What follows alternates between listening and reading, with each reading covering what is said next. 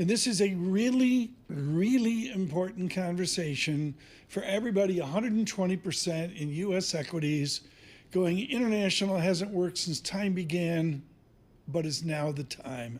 With Artisan International Value, David Samra. What's changed in the last 6 months in this, the last decade's been painful. Now is the time for international. What's a change agent right now? Well, I don't think there is a real change agent. I think that any long-term investment strategy requires discipline, and it requires, at least for us in the way that we approach it, an ability to identify securities that are mispriced. And I know that things haven't worked over the last decade or so for many international investors, but if you look at our performance, over the last 22 years since we've been in this business, we've actually been, and we're not alone in this, able to outperform the S&P 500, which is pretty remarkable if you consider that outside the U.S., you don't have Google, you don't have Apple, you don't have any of these big platform businesses. They just simply don't exist outside the United States. He's underselling it. 3-year, 93rd percentile. 5-year, 92nd percentile. Yeah, they're okay. They're doing okay. Continue. Japan. This is just fascinating to me because when I started my career in the mid-'80s, Japan was the bomb. You had to go to Japan. You had to do a tour of duty there. You had to have a marketplace there. And then it went dormant for a generation. Why are Warren Buffett, why are people like you talking about Japan over the last couple of years? Well, the corporate governance system in Japan has changed dramatically.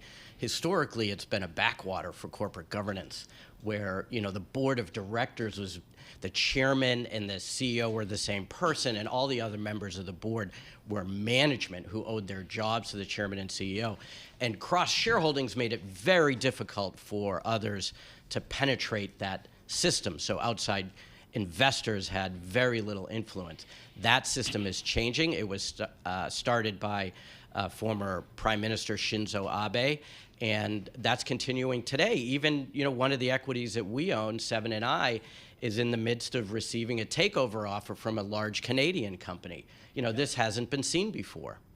One of their huge holdings, and this I guess goes to Mr. Buffet and all, is insurance and specialty insurance. Tell us about the persistency of cash flows. I believe Mr. Buffet loaded up on Chubb, a local story in that, but tell us about Arch Capital Group and your focus on insurance.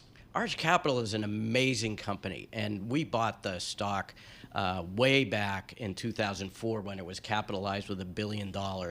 Today, the company has a book value of $13 billion and bought back about 40% of the shares outstanding. And that really comes down to discipline. Underwriting discipline is very important in that industry, and Buffett's organization, Berkshire Hathaway, symbolizes that, and so does Arch Capital, and that's how you create value. David Harrow, obviously a great international investor, really challenging times. And my former boss. Yeah, I know that. But you're not a Packers fan. I am not a Packers fan. Okay, thank God for that. Okay, but anyways, weaned under David Harrow, who I adore, and he was a total class act as Credit Suisse blew up. But all of a sudden, I got, is it Orchel? What would Francine say? Orchel. Yes, she corrected us yesterday. UniCredit. And, Carol Masserdark in the door. We'll get to Carol in a moment. UniCredit and Commerce Bank. Finally, is it a Samra Harrow moment for European bank? Finally, I say. Well, the big moment was actually Colm Kelleher, who's the chairman of UBS, who swooped in over a weekend, a wintry weekend in March, and took over Credit Suisse at a handout price. That was the big moment that created an enormous amount of value, and anybody involved in UBS was able to profit handsomely Where's UBS in from 5 that. years, and where is Swiss banking in 5 years? Well, I think UBS today is no longer undervalued. The value that was created by that transaction is now reflected in the share price, and so we think that it'll grow somewhere between 5 and 10% per year over the. but it's not. You're not gonna knock it out of the park at UBS at this price. I got one more question because Master's here and people are looking at their watches. They're going like this. David, got a blowout David waiting. Samra, you don't own Deutsche Bank, or it's not visible. I don't. Banks are terrible businesses. When is generally. Deutsche Bank going to get their act together? I was shocked how small it is versus BNP Paribas. Yeah, when does DBK get their act together? I don't think it does. It's just too levered. It operates in tough businesses. It doesn't have a core retail franchise or a core wealth management franchise that can generate superior capital generation, Right. and that's what it comes down to with banking. The Milwaukee Brewers, I mean, they stole your manager. What was that about? Would Derek Jeter look good managing the Milwaukee Brewers? I grew up in Boston, right? So I'm a Red Sox fan. Yes. I worked at Fenway Park. Yes. They're 11 games out this year. What'd you do at Fenway? Oh, I made pizza. I sold hot dogs. Oh, a real Yeah, job. I had a real job there. Yeah, It was fantastic. But I don't pay that much attention anymore because I've discovered fishing, which is way more fun than sitting in front of the TV. Did you sit there like me as a kid?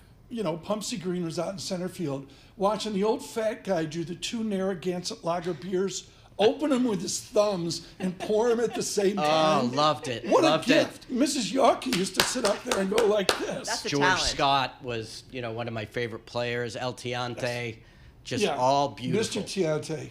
El And Tiante. he's been great. Louis Tiante's been great. Terrific. And Fred Lynn with the new double knees. David Samra, don't be a stranger. Yes. With Artisan Partners Thank you. Milwaukee. Thank you And both. Great to have you.